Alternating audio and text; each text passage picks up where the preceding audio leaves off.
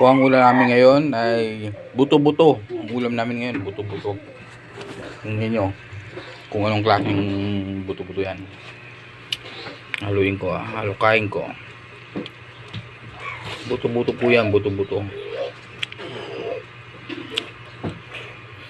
Alam nyo kung paano naging buto-buto yan. Ayan.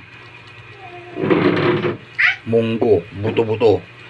Akala nyo ba? Baka o kaya baboy buto-buto, munggo lang. Luto ng asawa ko. Ayan, tumarikon. Yan na, tingin naman. At na husgahan na kung anong lasa niyan. Ito na yun, kumain na ako.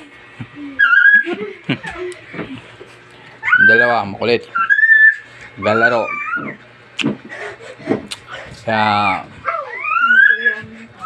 foods na tayo.